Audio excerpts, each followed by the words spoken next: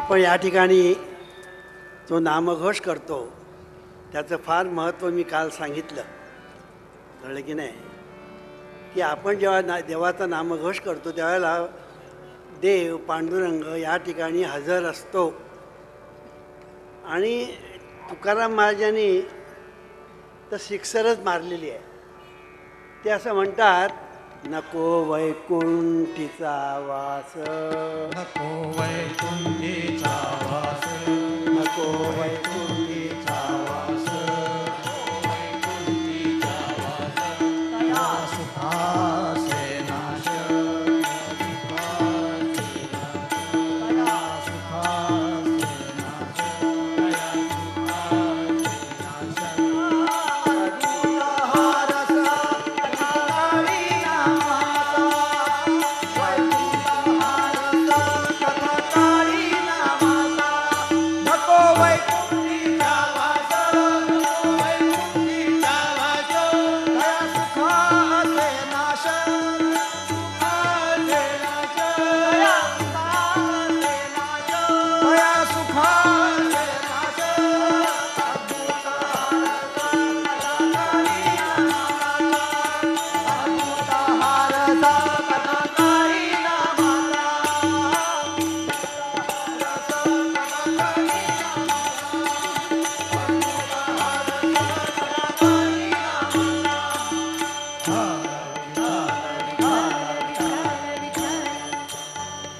नको वैकुंठीचा वास.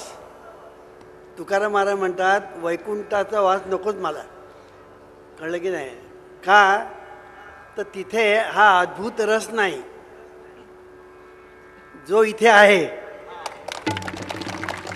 तो अद्भुत रस तिथे नाही. नको वैकुंठीचा वास, तया सुखा असे नाश, अद्भुता रस कथाकाळी नावात. असो, हे मी सांगतो कशासाठी की मधोमधून आम्ही नामाचा घोष करतो तेव्हा आपणही त्याच्यामध्ये सहभागी व्हावं. आणि देवाचं नाम मुखात एकदा येला, एकदा किती पुण्य लागते? सहस्र जन्माची, कळलं की नाही? सहस्र जन्माची पुण्याई एकदा नाम मुखात यायला लागते, असं ज्ञानेश्वर महाराज म्हणतात, तुकाराम महाराज म्हणतात. आणि म्हणून या ठिकाणी आपण जेव्हा नामाचा घोष करतो त्यावेळेला आपल्याला किती पुण्य मिळत असेल याची आपण कल्पना केलेली बरी. हरिमुखे म्हणा, हरिमुखे म्हणा, पुण्याची गणना कोण करी, असं म्हटलेलं आहे. की देवाचं जे नाम आहे, कळलं की नाही, ते इतकं अद्भुत आहे की ते नाम जो घेतो ना त्याला त्याचे अद्भुत परिणाम दिसू लागतात.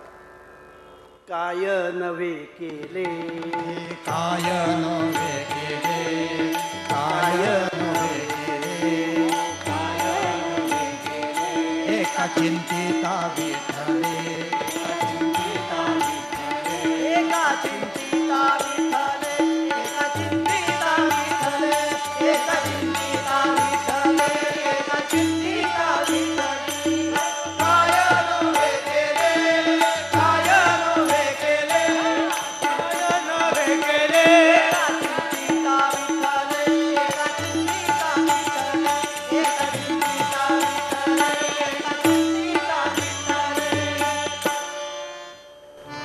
काय नव्हे केले एका चिंतिता विठ्ठले.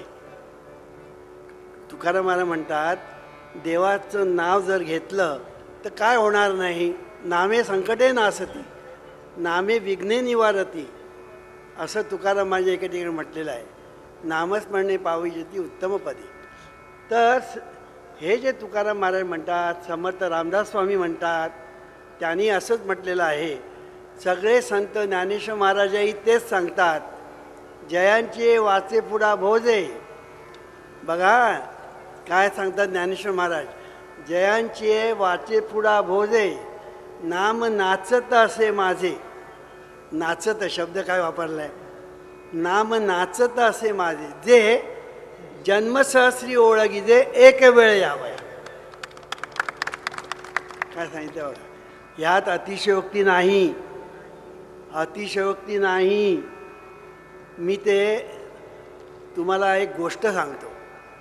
नामजपाचं महत्त्व हे पुस्तक ज्यांनी लिहिलेलं आहे ना, ते वाचून मी नामस्मरण करायला सुरुवात केली.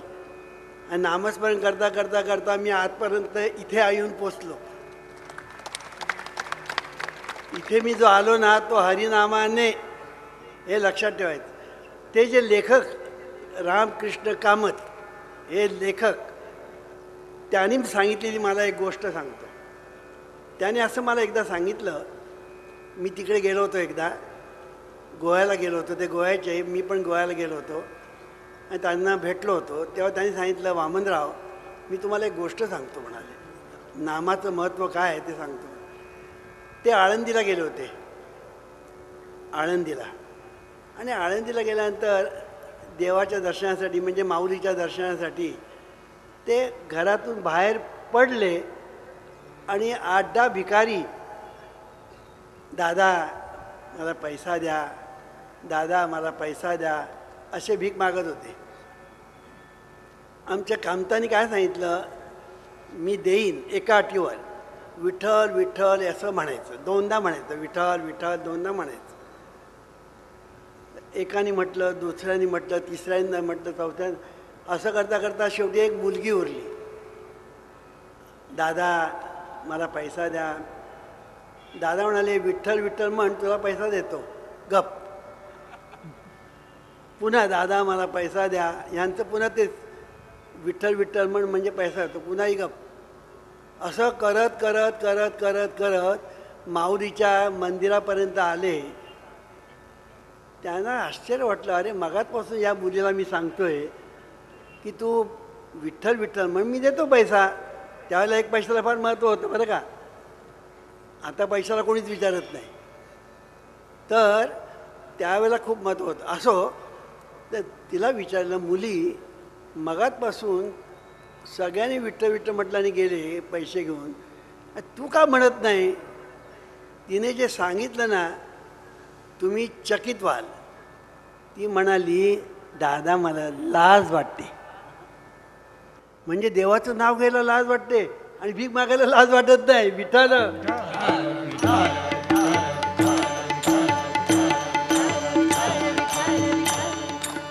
याचा अर्थ काय, या मुलीच्याकडे एवढं पाप संचय होता संचितामध्ये की देवाचं नावसुद्धा मुखात यायला ते देत नाही, इतकं पाप तिच्याकडे होतं. मी हे काय सांगतो आहे, देवाचं नाव घेणं ही सोपी गोष्ट नाही. उठावं आणि देवाचं नाव घ्यावं इतकं ते सोपं नाही. पण जे नामस्मरण करतात, सतत विठ्ठल विठ्ठल विठ्ठल म्हणतात, सतत प्रार्थना म्हणतात, ते किती पुण्यवान आहेत. ते इतके पुण्यवान आहेत की त्यांचं पुण्यच शेवटी संसारामध्ये काय उपयोगी पडतो. जसा पैसा उपयोगी पडतो ना, तसं पुण्य उपयोगी पडतं.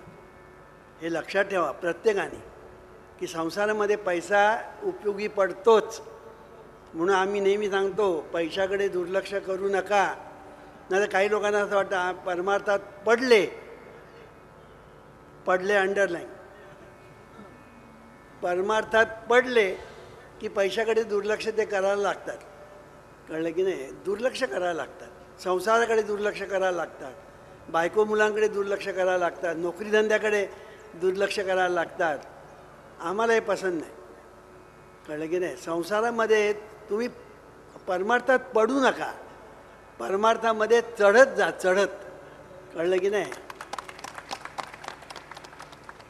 ते सांगायचा मुद्दा असा की परमार्थामध्ये आपण एकदा पडलो ना की सगळी जबाबदारी देव आपली घेईल. हा एक मूर्खपणाचा समज आहे, हा एक मूर्खपणाचा समज आहे. याच्यावर मी एक गोष्ट सांगू शकतो, सांगतोच. एक आम्हाला माणूस भेटला. त्याने माझ्याकडे बोलता बोलता बोलतात एक गोष्ट सांगितली, त्याच्या जीवनामध्ये घडलेली घटना सांगितली. त्यांनी काय सांगितलं मला, मी गुरुचरित्राचं पारायण करायला बसलो आणि गुरुचरित्राचं पारायण 7 दिवस करायचं असा त्यांनी निश्चय केला होता आणि त्यांनी पारायण करायला सुरुवात केली. 1 दिवस झाला, 2 दिवस झाले, 3 दिवस झाले, हा ग्रस्त येत नाही ऑफिसला. म्हटल्यानंतर ऑफिसमधून त्यांच्या साहेबांनी त्याला निरोप पाठवला की ताबडतोब जॉईन हो म्हणून. हा निरोप काय पाठवतो साहेबांना, मी गुरुचरित्राचं पारायण करायला बसलेलो आहे, पारायण झाल्यानंतर मी येईन. साहेबांनी काय करावं, लेटर पाठवलं, you are dismiss, you are dismiss. आणि तुम्हाला सांगतो, तो मला भेटला ना तोपर्यंत त्याला नोकरीच मिळाली नाही. नंतर पुढे तो मला कुठे भेटला, शहापूरला, ते गणपतीचं जे मंदिर आहे ना शहापूरला, काय म्हणतात त्याला, टिटवाला गणपती, तिथे आम्ही गेलो होतो एकदा. तिथे हा मनुष्य बसलेला. काय रे, तुला नोकरी बिक्री मिळाली? नाही मिळाली नोकरी. मिळाली. मग तुझं कसं काय झालं? उत्तम चाललं आहे. उत्तम चाललं आहे? कसं काय उत्तम चाललं आहे? म्हणजे बायको नोकरी करते म्हणाली. आणि त्याला त्याची जी नोकरी गेली ती परत आलीच नाही, कारण देवालाही आवडलं नाही आहे. याचं कारण का, देवालाही आवडलं नाही की हा गुरुचरित्र ऑफिस सोडतो, काम सोडतो, उद्योगधंदा सोडतो आणि गुरुचरित्र पारायण करतो. देवालाही आवडलं नाही. अरे पारायण तुला करायचं असेल तर बाकीची वेळ आहे ना, ऑफिसमधून आल्यानंतर बस पारायणाला. तेव्हा सांगायचा मुद्दा असा की अशा भ्रमात राहू नका, देव सर्व आपलं काही तर करेल. उलट जीवनविद्या असं सांगते, परमेश्वर तुमच्या जीवनामध्ये ढवळाढवळ करत नाही, तो कृपाही करत नाही आणि कोपही करत नाही, तो दयाळू पण नाही आणि निष्ठुर पण नाही, तो न्याय अन्याय करीत बसत नाही. मग तो काय करतो सांगू का, तो फक्त पाहतो. कळलं की नाही? तुका म्हणे उगी राहावे, कोणा सांगितलेलं आहे? विठोबाला सांगितलं आहे. तुका म्हणतात विठोबाला उगिरा म्हणाले. तुका म्हणे उगी राहावे, जे जे होईल ते ते पाहावे. फक्त पाहत राहणं. परमेश्वर हा फक्त पाहत राहतो. तो तुम्ही ओया म्हटल्या ना तरी शाबासकी देणार नाही आणि शिव्या दिल्या तरी पाठीवर धपका देणार नाही. हे मी काय सांगतो आहे, परमेश्वर तुमच्या जीवनामध्ये ढवळाढवळ करत नाही, तो कृपाळू नाही आणि निष्ठुर नाही, तो तुमच्या जीवनामध्ये हस्तक्षेप करत नाही. आणि म्हणून मी सांगितलेलं आहे, तूच आहेस तुझ्या जीवनाचा शिल्पकार. हे तुम्ही समजावून घ्या. हे कोणी सांगणार नाही तुम्हाला. कळलं की नाही? मला एक कीर्तनकार भेटले. कळलं की नाही? मला नाही, वामनराव तुम्ही जे सांगता ना ते सगळं आम्हाला पटतं, पण आम्हाला सांगायचा धीर होत नाही म्हणाले. असं म्हणाले कीर्तनकार, बरं का. तर सांगायचा मुद्दा असा की हे मी जे सांगतो आहे ना, तुमच्या जीवनाकडे जरा बघा, मागे वळून बघा. सिंहावलोकन की मागे तुम्ही बघून बघा, आणि तुमच्या जीवनामध्ये परमेश्वराने कृपा केली, कोप केली का ते बघा. तो कृपाही करत नाही आणि कोपही करत नाही. मग तो काय करतो, तो पाहतो आणि निसर्गाच्या नियमाप्रमाणे तुम्हाला त्याच्याकडून रिॲक्शन मिळत असतात. बघा, हे शब्द माझे फार महत्त्वाचे आहेत. He does not give reaction but you get reaction, you receive reaction from him according to the laws of nature. ही जर गोष्ट तुम्ही जर नीट ध्यानात घेतली तर तुमच्या लक्षात एक गोष्ट येईल की आतापर्यंत आपण आजारी पडलो. आपण किती धावा करतो परमेश्वराचा, पण तरीसुद्धा आपल्याला बरं कोण करतो? डॉक्टरच करतो ना. हां, शेवटी आपल्या डॉक्टरच बरं करतो. आता 10 लोक एकमेकांची डोकी फोडत आहेत. मग आपण म्हणतो, अरे मग देव काय बघतोय कशाला, हे डोकी फोडत आहेत ते, जरा हस्तक्षेप कर. देव म्हणतो मी नाही हस्तक्षेप करणार. देव म्हणतात मी हस्तक्षेप करणार नाही, ते डोकी फोडत आहेत, मी हस्तक्षेप करणार नाही. पण मी काय सांगतो आहे, हे जरी विनोदाने सांगितलं असलं ना, त्यामध्ये सत्य आहे की तुमचं जे जीवन चाललेलं आहे ना, हे निसर्गाच्या नियमाप्रमाणे चाललेलं आहे. निसर्गाच्या नियमाप्रमाणे. आणि म्हणून निसर्गाचे जे नियम आहेत ते अनेक आहेत. लॉज ऑफ नेचर ज्याला आपण म्हणतो ना, ते अनेक आहेत. त्यापैकी फार थोडे लॉज ऑफ नेचर ज्ञात आहे, आपल्याला ठाऊक आहे, आपल्याला माहीत आहे, फार थोडे. म्हणून एवढं मोठं सायन्स टेक्नॉलॉजी जी आज आपण माणसाने निर्माण केलेली आहे ती लॉज ऑफ नेचरच्या बेसिसवर केलेली आहे, आपण लक्षात ठेवायचं. तर हे मी का सांगतो आहे की what is important in your life is laws of nature. They are important and your actions.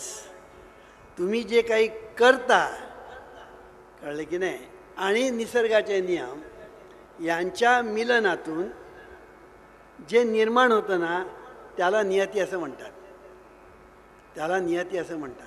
आणि ही नियती तुमच्या सुखदुःखाला, यश अपयशाला कारणीभूत ठरते.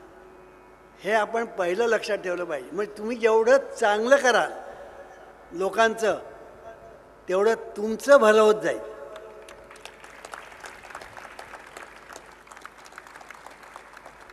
सत्ता आहे ना, बायकोला प्रेमाने वागव, मुलांना चांगल्या रीतीने वागव. मुलं एकदा मोठी झाली ना की ती आपली मुलं नाही, ते आपले मित्र. मुलगी मोठी झाली की ती आपली मैत्रीण. कळलं की नाही, ती आपली मुलं नाही. आणि त्यांना उगीच हे करू नको ते करून सांगण्याच्या फंदात पडू नका. कळलं की नाही. आणि सांगायचं असेल तर गोड शब्दात सांगा, गोड शब्दात सांगा. त्यांना असा विश्वास वाटला पाहिजे आईवडिलांबद्दल की त्यांनी त्यांच्या जीवनामध्ये ज्या कॉन्फिडेन्शियल गोष्टी आहेत त्यापैकी एक म्हणजे प्रेम. हल्लीच्या मुली आहेत ना, सगळ्या नाहीत ना, इथे बसलेल्या चांगल्या आहेत, कोणावरही प्रेम करतात. कळलं की नाही. विचार करत नाही की बाबा हा आपल्याला पोसेल का, याचा स्वभाव काय आहे, हा नोकरीधंदा काय करतो. काही लोक थापा मारतात. आमच्या ऑफिसमध्ये एक क्लार्क होता, कळलं की नाही, आणि तो लग्नाला उभा होता. आणि लोकांना काय सांगायचं, मी सुप्रिंटेंडंट आहे म्हणून असं सांगायचं. तर आम्ही सचिवालयामध्ये, आम्ही त्यावेळेचं सचिवालय आता मंत्रालय, त्याला आम्हाला कोणीतरी विचारलं, अहो हा तो जो आहे ना त्या तो काय हुद्दा काय त्याचा. क्लार्क आहे. अहो तो आम्हाला सुप्रिंटेंडंट सांगतो. असे थापा मारणारे असतात. कळलं की नाही. आमची अशी प्रॉपर्टी आहे, तशी प्रॉपर्टी आहे, आणि काहीच नसतं. कोणाची तरी प्रॉपर्टी आणि ती माझी म्हणून सांगतो आणि मोकळा होतो. मी काय सांगतो, सावध मुलीनो सावध राहा. कळलं की नाही. प्रेम प्रेम प्रेम म्हणजे सोपी गोष्ट नाही. मी मुलींना विचारतो, तुम्हाला काय प्रेम म्हणजे काय कळते का हो. ती म्हणजे न कळालं काय झालं, आम्ही प्रेम करतो. मग प्रेम म्हणजे काय सांग, सांगता येत नाही. प्रेम म्हणजे काय. प्रेम म्हणजे प्रेम, तुमचे आमचे सेम.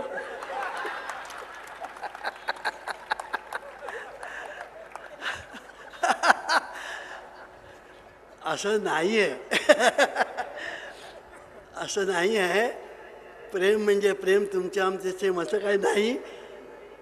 पाडगावकर भेटले तर मी सांगीन ना, कधीतरी भेट होते मंचावर. प्रेम म्हणजे काय याची मी व्याख्याच केली. कळलं की नाही.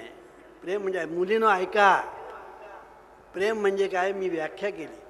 प्रेम म्हणजे काय, एकमेकांना सुखी करण्याची भावना म्हणजे प्रेम.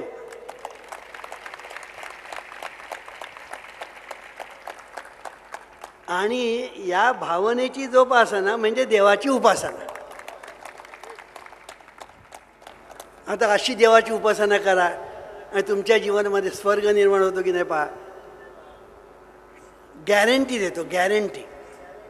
अशी गॅरंटी आतापर्यंत कोण देत नाही. आता कुठलाही डॉक्टर वकील कसली गॅरंटी देत नाही. डॉक्टरना जर म्हटलं डॉक्टर बरं होईल ना, तो वर हात दाखवतो, अरे मग तुझ्याकडे कशाला आलो आम्ही. असो.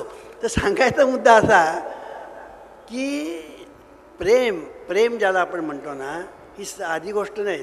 त्याच्यामध्ये एकमेकांना सुखी करण्याची भावना पाहिजे, तळमळ पाहिजे, कळकळ पाहिजे.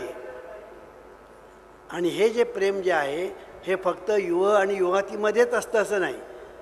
पिता पुत्र, माय लेकरू, मित्र मित्र, बंधू बंधू, बंधू भगिनी, सासू सून, सासू सून, सून सून, सासू सून. लोक म्हणतात विळा आणि भोपळा यांचं जेवढं शक्य आहे ना तेवढं यांचं शक्य असतं. याचं कारण का, एकमेकांना सुखी करण्याची भावना तिथे नसते. तर त्या ठिकाणी मी सासू आहे, तू सून आहेस, माझं तू ऐकलं पाहिजे, कळलं की नाही. मुलगी म्हणते तू 4 इयत्ता शिकलाय, मी ग्रॅज्युएट आहे, मी नोकरी करते, मी पैसे आणते आणि घरामध्ये येऊन पुन्हा काम करते, तू मला हे कर आणि ते कर असे सांगणारे कोण, असा प्रश्न निर्माण होतो. पण ते सासूने प्रेमाने सांगितलं, सूनबाई, अगदी लाडाने, सूनबाई म्हटलं तर काय तुमच्या बापाचं जातं, सूनबाई असं म्हणा, अगदी पायाच्या पाठीवर हात फिरवा आणि तिला जे काही सांगायचं तसं सांगा.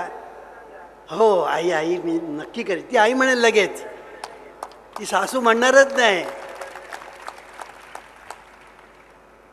हे साध्या गोष्टी आहेत हो, पण लोकांना हे कोणी सांगतही नाही. लोकांना सांगणार तुम्ही 16 सोमवार करा, 16 शनिवार करा, 16 शुक्रवार करा, उपास करा, तीर्थयात्रा करा, व्रतवैकल्य करा, अमुक करा, तमुक करा.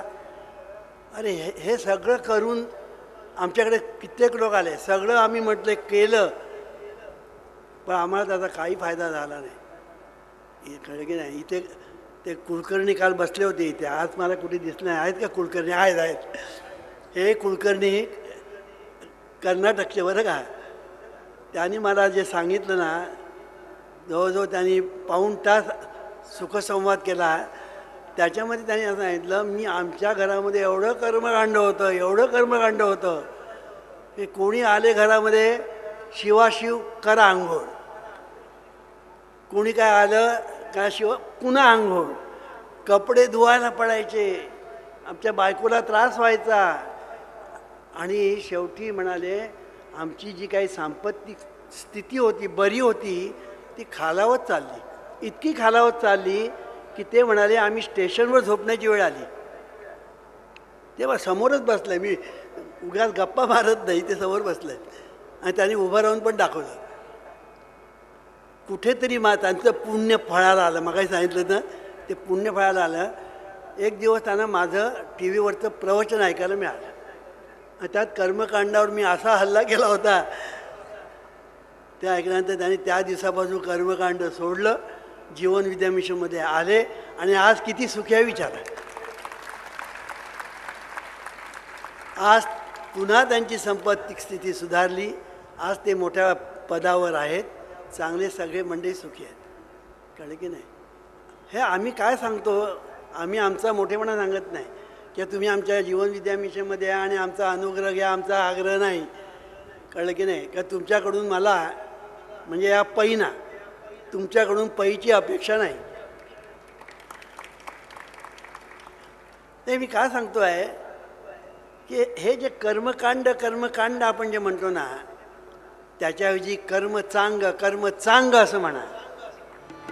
कर्म चांग म्हणजे सत्कर्म, चांगलं कर्म, शुभ कर्म. कळलं की शुभ कर्म तुम्ही जीवनामध्ये करत राहा आणि तुमच्या जीवनामध्ये सगळं शुभ होतं की नाही पहा. कळलं की नाही. आता शुभ कर्म करायचं म्हणजे काय करायचं, चांगले विचार करायचे, चांगली इच्छा करायची, चांगलं बोलायचं आणि चांगलं करायचं. कळलं की नाही. हे शुभकर्म.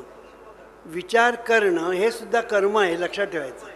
म्हणून आपण म्हणतो विचार करणं आलं म्हणजे कर्म आलं. विचार करतो ना कर्म आहे, इच्छा करतो कर्म आहे, उच्चार करतो कर्म आहे, आचार करतो कर्म आहे. कर्म याचा अर्थ ॲक्शन. ॲक्शन केली की रिॲक्शन होते, ॲक्शन केली की रिॲक्शन होते. म्हणून ॲक्शन अँड रिॲक्शन हे आपल्या जीवनामध्ये चाललेलं आहे. रामायण म्हणजे काय? Action reaction. महाभारत म्हणजे काय? Action reaction. आपल्या महाराष्ट्राचा इतिहास काय? Action reaction. भारताचा इतिहास काय? Action reaction. तुमच्या संसारामध्ये काय चाललं आहे? Action reaction, action reaction. सासू काहीतरी बोलते, सुनेला आवडत नाही, सून काहीतरी बोलते, सासूला आवडत नाही, झालं दोघांचं भांडण. मग नवऱ्याच्या बाजूने नवरदेव आणि सासूच्या बाजूने तिचे यजमान. हळूहळू हळूहळू सेपरेशन. कळलं की नाही? काय मिळवलं? सेपरेशन करून काय मिळवलं? काय मला सांगायचा मुद्दा असा, जरा गोड बोललं तर तुझ्या पदरचं काय खर्च होतं? अरे गोड बोलणं म्हणजे साधी गोष्ट नाही. कळलं की नाही? गोड बोलणं म्हणजे मधुर बोलणं. मधुर बोलताना असं बोल. ज्ञानेश्वर महाराजांचं आहे ना की ते असं म्हणतात की मित बोल पण चांगलं बोल, अमुक बोल पण रसाळ बोल, अशी ती एक ओवी आहे.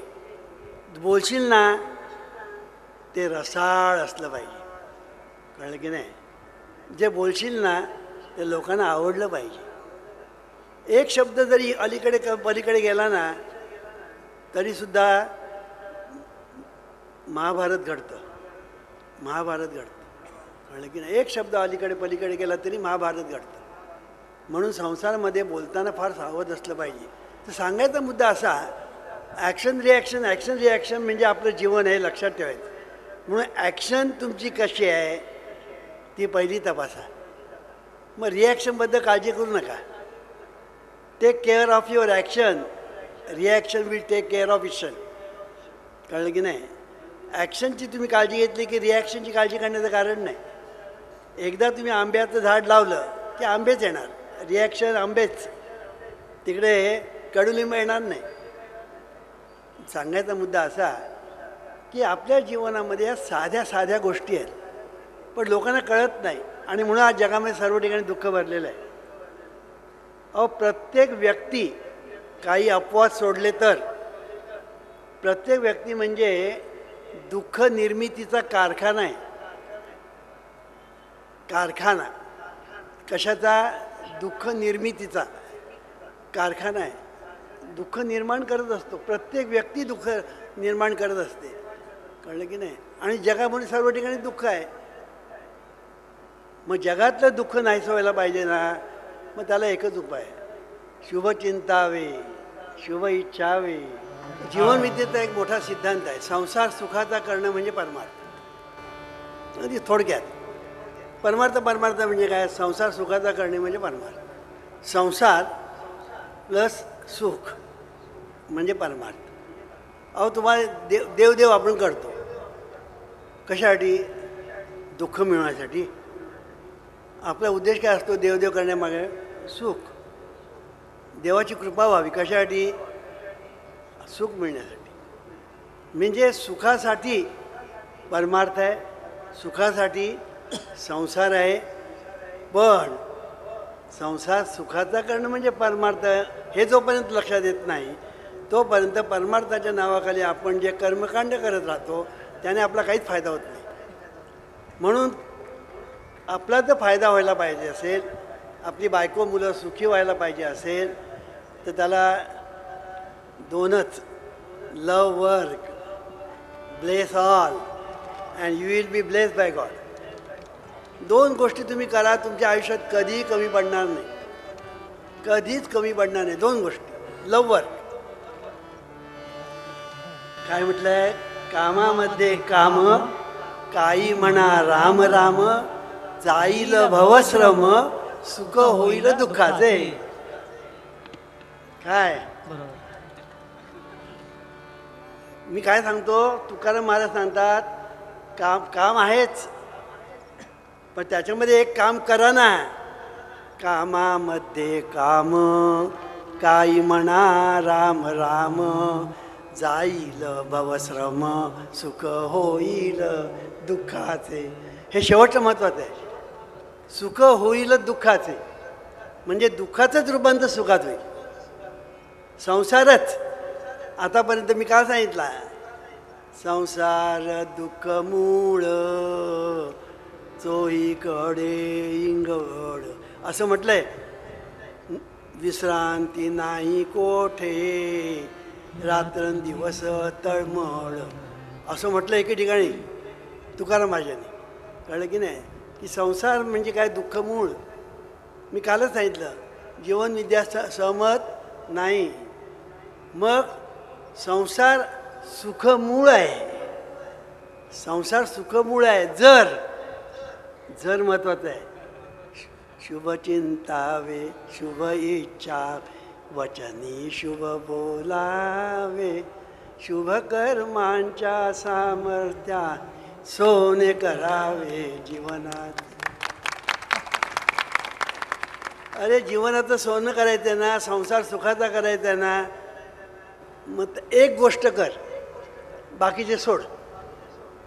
म्हणजे काय, शुभ चिंतावे, चिंतन शुभ करे नार्या. कळलं की नाही, आपण म्हणतो शुभ बोल रे नार्या, जरा अलीकडे शुभ चिंतन कर रे नार्या. आज बघा प्रत्येक माणूस अपवाद सोडले तर अनिष्ट चिंतन करत असतो. कळलं की नाही, अनिष्ट चिंतन. अनिष्ट चिंतन म्हणजे काय, कोणाचा तरी द्वेष करणं, मत्सर करणं, उठसूट कोणाचा तरी अपमान करणं, किंवा कोणाचं तरी वाटोळं व्हावं अशी इच्छा करणं, कोणाचं भलं झालं की याच्या पोटात दुखणं. कळलं की नाही, असे नाना तऱ्हेचे जे निगेटिव्ह थॉट्स ज्याला आपण म्हणतो, हे निगेटिव्ह थॉट्स तुमच्या मनामध्ये एकदा का रेंगाळायला लागले ना, घोळायला लागले ना, की तुमचं जीवन त्याचप्रमाणे घडतं. कळलं की नाही. एके ठिकाणी डॉक्टर मर्फीने या संदर्भात फार सुंदर सांगितलं आहे. त्याने असं म्हटलं, just as water takes the shape of the pipe it flows through, similarly the life principle flows through you according to the nature of your thoughts. काय सुंदर सांगितलं आहे बघा, की पाईपमधून आता एखादी नळी आहे, त्याच्यातून पाणी जेव्हा वाहतं नळीचा आकार घेतं. त्याच्यापेक्षा जरा मोठी नळी असेल मोठा आकार घेतं. मोठा पाईप असेल त्याच्यातून पाणी वाहत असेल मोठा आकार घेतं. म्हणजे ज्या पाईपमधून पाणी वाहील त्याप्रमाणे पाणी त्या पाईपच्या आकाराप्रमाणे आकार घेतं. तसं आपल्या जीवनामध्ये जे विचार आहेत ते नळ्या आहेत, पाईप आहेत, आणि त्याच्यातून आपलं जे जीवन आहे, लाईफ आहे, लाईफ प्रिन्सिपल आहे, जीवनशक्ती आहे, ती वाहत असते. कळलं की नाही. And it takes the shape of the pipe it flows through. Similarly the life principle flows through you according to the nature of your thoughts.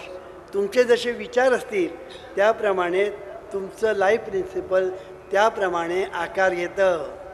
म्हणून विचार करताना सावध, विचार करताना सावध, कारण विचारांचं सामर्थ्य मोठं आहे.